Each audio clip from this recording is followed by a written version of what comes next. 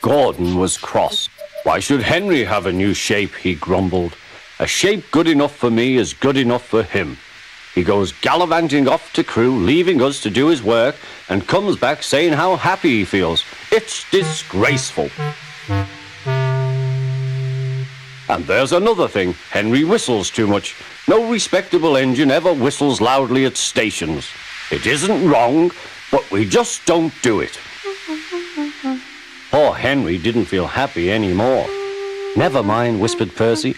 I'm glad you're home again. I like your whistling. Goodbye, Henry, called Gordon. We're glad to have you with us again, but remember what I said. Later, Henry stopped at Edward's station. Hello, Henry, said Edward. You look splendid. I was pleased to hear your happy whistle yesterday. Thank you, Edward, smiled Henry. Shh, shh. Can you hear something? It sounds like Gordon, said Edward, and it ought to be Gordon. But Gordon never whistles like that. It was Gordon. He came rushing down the hill at a tremendous rate.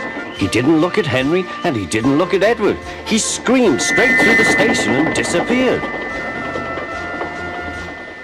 Well, said Edward.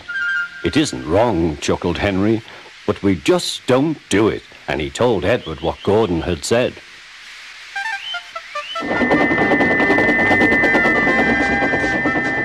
Meanwhile, Gordon screeched along the line. The noise was awful.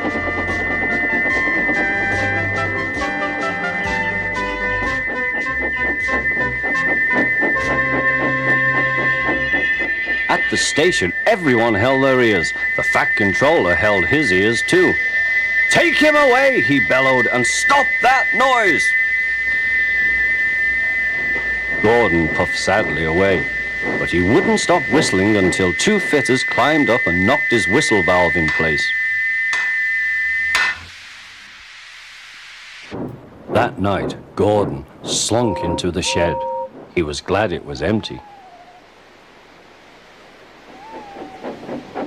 It isn't wrong, murmured Henry to no one in particular, but we just don't do it. No one mentioned whistles. Next morning, Henry was enjoying himself enormously. I feel so well, he sang. Trickety-trock, hummed his coaches. Then he saw some boys on a bridge. Peep, peep, hello, he whistled. Oh, he called. The boys didn't wave and take his number. They thought it fun to drop stones on him instead. They've broken our glass! They've broken our glass! Sobbed the coaches. The passengers weren't hurt, but they were cross. Call the police! No, said the driver. Leave it to Henry and me. What will you do? They asked. Can you keep a secret? Yes, yes. Well then, said the driver. Henry is going to sneeze at those boys.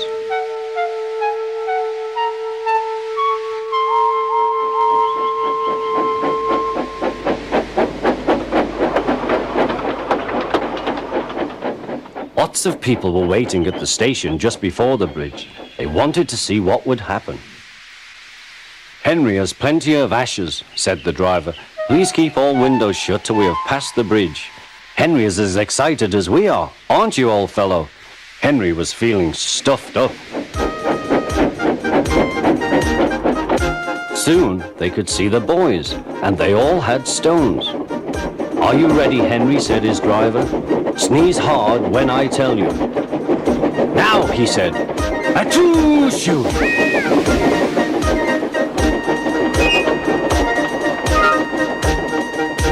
Well done, Henry, laughed his driver. Henry went home very pleased with himself. He had taught Gordon and silly boys a lesson with a whistle and a sneeze.